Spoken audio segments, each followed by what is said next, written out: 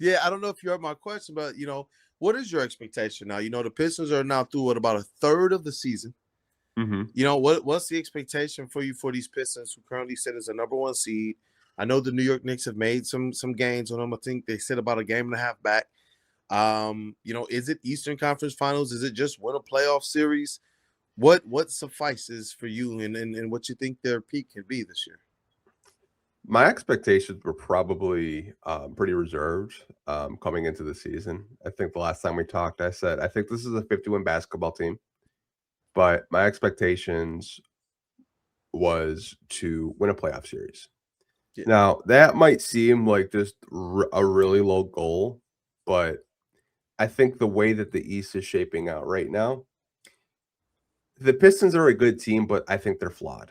I think they're flawed in the three-point shooting department. Mm, They're not the same yeah. three-point shooting team as they were last year. I've said it on multiple post-game podcasts. I said, I think if I'm Trajan, I'm looking at adding more three-point shooters on the roster. You saw last year with Tim Hardaway Jr. and Malik Beasley. It was a recipe that really worked. It complemented everyone on the roster from Cade Cunningham to others. It opened up so many lanes and passing avenues. So Yeah, for you know me, what? Less reliant even on foul calls. They punished the paint yeah, last night, and there was a whole lot of foul calls that went missing last night. The 3-point shooting, it actually helps you out in that regard because it's one shot up, one shot down, 3 points. Let's rock. yeah, but kind of getting back to your question, I think I would have to see what Trajan does at the deadline. If he doesn't do anything, he doesn't add three-point shooting. He just kind of rewards these guys and lets them play out the season. I think my expectations would be like, let's see if you can win a playoff series, and if you do that, cool.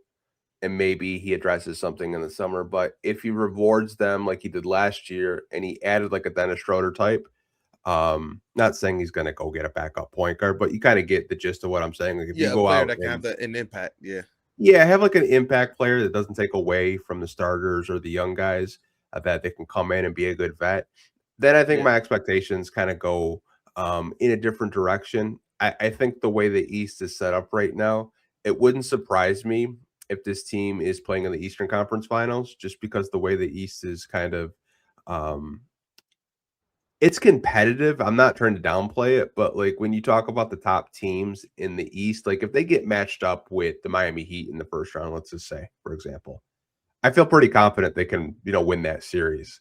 Um, Yeah. but it just depends, man, because if you keep that number 1 seed, you're most likely playing a team that's a lower seeded team that you've beaten a couple of times in the regular season, but it just really depends how Trajan attacks the deadline.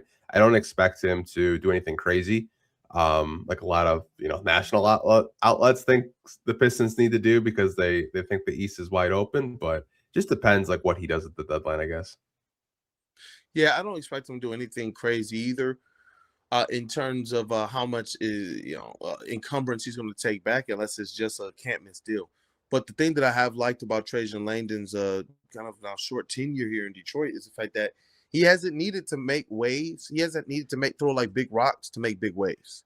When you look at Malik Beasley, I don't know if people believed, hey, this guy's going to come here and almost double his 3-point attempts per game and hit over 40% from behind the arc and give you hustle and really be a whole aspect, a part of this culture shift and vibe change here with the Detroit Pistons.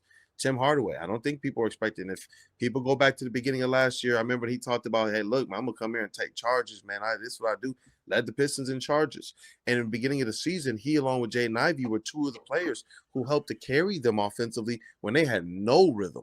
And so it's like you look at this year when he had to go and pivot, and you look at last trade deadline when he got Schroeder for basically free. This front office is set up and equipped. You talked about those other teams that are kind of fumbling and bumbling through the CBA and the second apron and all that. This front office is not. It's almost like they're sitting back, targeting and identifying things that they can just like to scoop up Dennis Schroeder the way that they did, and it being effectively for that step in the process the most perfect piece that you could have added. It was like he came here, hit some threes a little bit. He was playing the backup facilitation. He was clutch. He was able to score on ISO. He was able to play within the team sets. He was cutting to the rim. He was finding and dropping dimes. it was perfect for that time. And so I do expect now that Trajan Langdon has kind of set this down through 2 off seasons and a trade deadline. I expect him to go, and if it's not something big, to go out there and find something impactful. 3-point shooting is something I think that they need. Sometimes I hear people talk about the fact that they might need backup size because when Jalen Duren comes out the game, you're losing a lot of height and a lot of size, a lot of stature. Even though we know Isaiah Stewart plays, bigger than his own stature, sometimes that can come into play, especially if he gets into foul trouble, if he misses time. And so for me personally, I'm hoping if there's an opportunity to add some reliable size, with shooting being the main priority, that's what I'm hoping Trajan Langdon can do this trade deadline. Because you're right. You're right. You talk about what could trip up this team. Well, what tripped them up last year? If we want to remove the referees from the equation, what do we land at? Their shooting was putrid.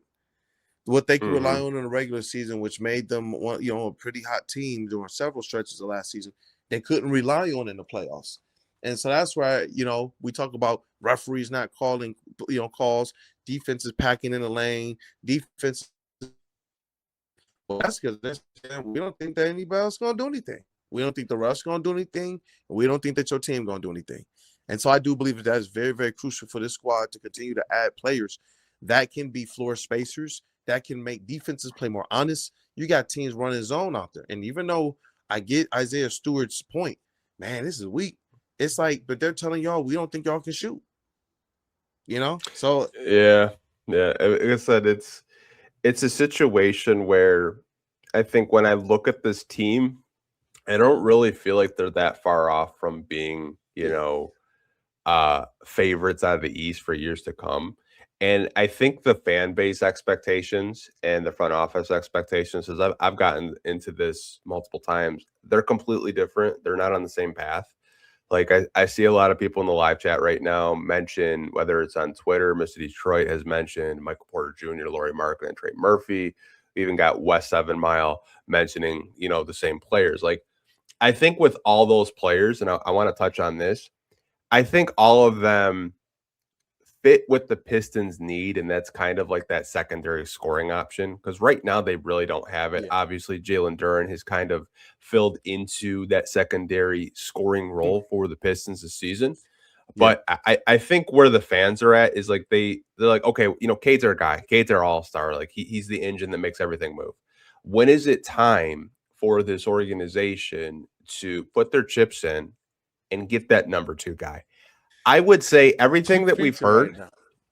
now. I think everything that we've heard from this front office is it's not that they're not willing to, try to push their chips in for that number two option, but they want to be mindful where they're not just scratching off a lottery card. And when they scratch the lottery card off, they lose it. They want to make sure, like, if I'm giving you multiple picks, maybe a young guy or two, it's not going to come back to bite us in the ass. And I think, in years past in different regimes, we've seen that before where the Pistons have given up on a young talent and it comes back to bite them in the ass. I think in the back of mind as a Piston fan, that's what I think of. Obviously, the players that we gave up, like a Chris Yeah. Middleton. I mean, I don't really think anyone knew that Chris Middleton was going to turn into something like that. The Spencer I Dinwiddie's. knew he was. I knew. No, I'm just playing. I didn't know. Yeah, like I get it, but like Yeah. kind of circling back to like those players, I think all those players have different asking prices. I will say, I don't think Laurie Markkinen is going to get dealt. You have to understand who the general manager is, right? You have to understand what Danny Ainge has done in trades. He said, "Yeah, you want Laurie? What's a Give war us this. chest? Yeah, give us a Sar Thompson. Give us multiple draft picks, and we can start a conversation." Like it's not going to come cheap, and it just kind of it goes back to the fan base, and the question you have to ask yourself is, how much are you willing to pay for a secondary option?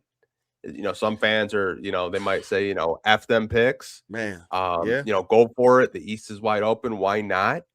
And I see other fans, they want to be cautious. They kind of point to, the Oklahoma City Thunder approach where, they could have drafted or traded their draft picks. So they had multiple draft picks and go get those stars that are in every trade rumor every other year, but they kept building through the draft. They made savvy moves. Obviously, the Paul George trade was probably too good to pass up. And they actually might get a lottery pick out of it this year, which is ironically hilarious. Insane. But like you just kind of look how they've built in the draft and they found value in the draft each and every year. I think that would be my approach. Not to say that you can't go get a secondary option and maybe trade, some players on your roster. I think there will be some players out there that aren't going to have the asking price of a Laurie Markkinen. I mean, there are players like Trey Yeah. Murphy out there. There Trey are players Murphy. like Michael Porter Jr. that people I know a lot of Pistons fans have mentioned. I mean, there are options out there. I think it just really depends on what Trajan Langdon wants to do outside of this season. And I think sometimes Pistons fans have tunnel vision because they're just focused on this season.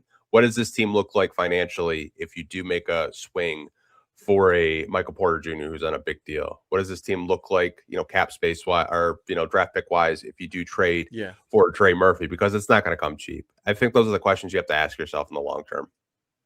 I mean, you're preaching right now, and when you ask yourself, do they need to get that secondary score? Yes. When? I don't know. I think it depends on what they believe they can achieve this year. Because you do make a great point. But when you look at the effects of one Dennis Jenkins, who is consistent with it, but when he's on, he's on. That's when you realize, dag, they need a little bit more. Same thing we saw when Jaden Ivey at the beginning of last year was on. It was like, that's what we've needed. So it would be nice if Trajan could do that, because that comeback last night by the Pistons, it was spurred during the Dennis Jenkins, Marcus Sasser minutes. Paul Reed was in the game as well. And it was Dennis Jenkins just absolutely going to work. The problem is, as defenses in the NBA continues to adjust to him, you notice there be some inconsistencies in how much he's able to actually provide that. And so I don't know if the Pistons and Trajan Langdon, who's very, very cerebral, I wonder if, he doesn't even want certain clouds hanging over the players so they can just go out there and be all that they can be. Because we know this, that they got scouts and they got people listening to every single deal and looking at every potential player. So I know that they're doing their due diligence. I know that. But I believe the reason why we don't hear too much noise is because of what we hear from JB Bickerstaff. And it's true. They want to give these players as well the full space. If Dennis Jenkins proves to be something consistent, do you ride with that? I don't know. Because when you're talking about a championship, you look at our other sports teams here, the Lions and the Tigers had opportunities to push the chips in, and they didn't. They thought they had enough. They thought they could rely on certain things, and they made just marginal moves at best, and it left them just short. And so with the Yeah. Pistons, that's the question that they're going to have to ask themselves is, do you believe Dennis Jenkins can become somebody who in these spurts when you need that secondary scorer can be that, even if he's not the starter? So he'll complement the fact that you're probably not getting 20 points, 18 points, 17 points a night from Asar. Can Dennis Jenkins go out there and give you 14, 15, 16 combined with Asar? Because those are things that I believe are if you think you can hedge that, you kick that can down the road a little bit further, and then be able to strike big maybe in the offseason during that little stretch where people haven't locked in the contracts of the rookies and all that type of stuff. So, I don't know, man. It's a tough one there because the thinking the way that they do things, I don't expect there to be anything big. I just don't. I expect it to be something in terms of financial impact, marginal, but in terms of impact to the roster, it could be big.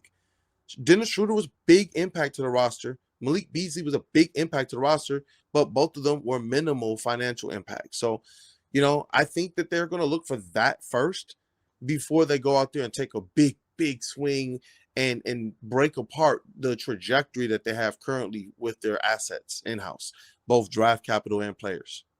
Yeah, like I just want to say this because just conversations I've had in private, the Pistons have gotten offers from other teams for their star players for our star players, and they haven't accepted those trades in years past.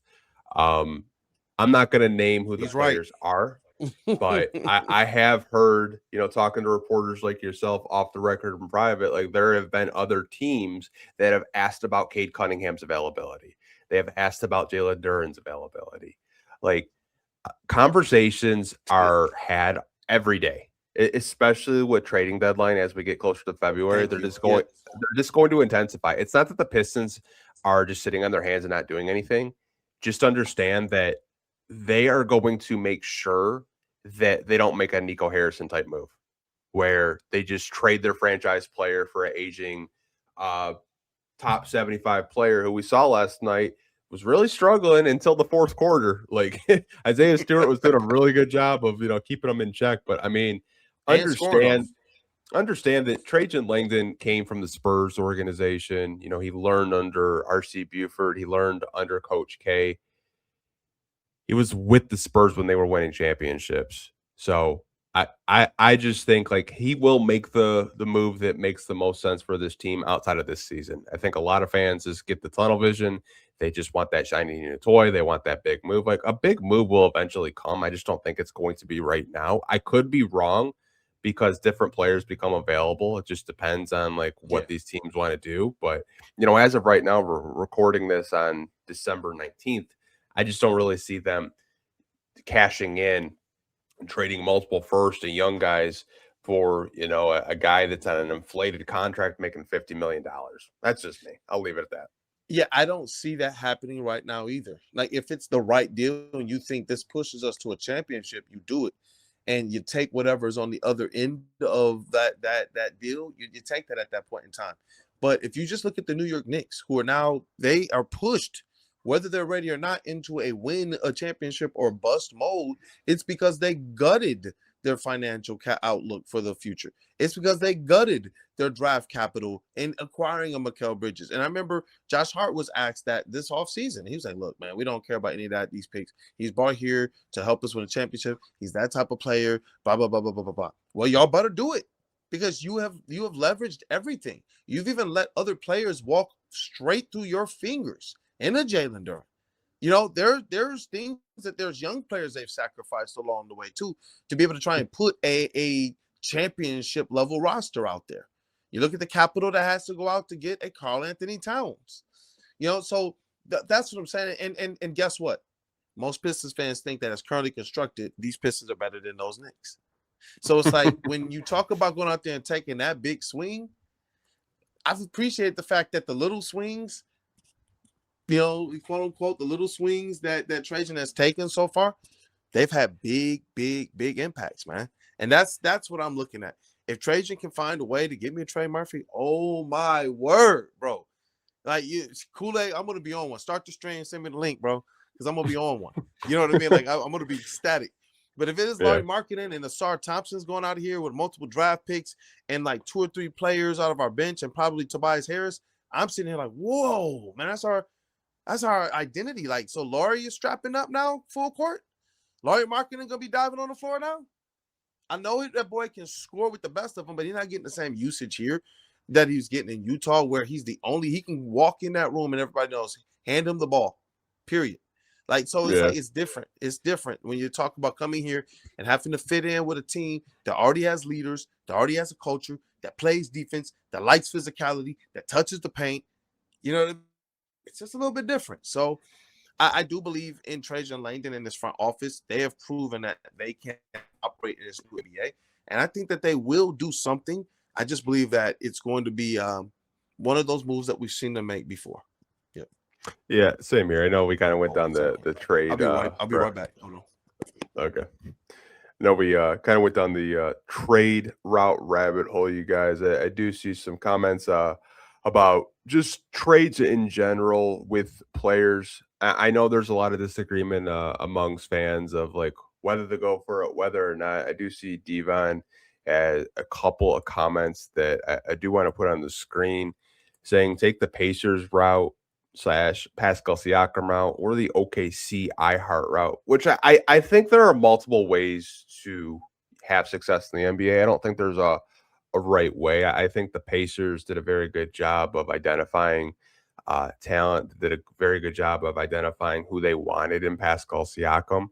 And it was a pretty solid trade. I mean, did they have to give up some draft picks? Sure, but understanding that Pascal Siakam was probably the second best player on that championship team behind Kawhi Leonard.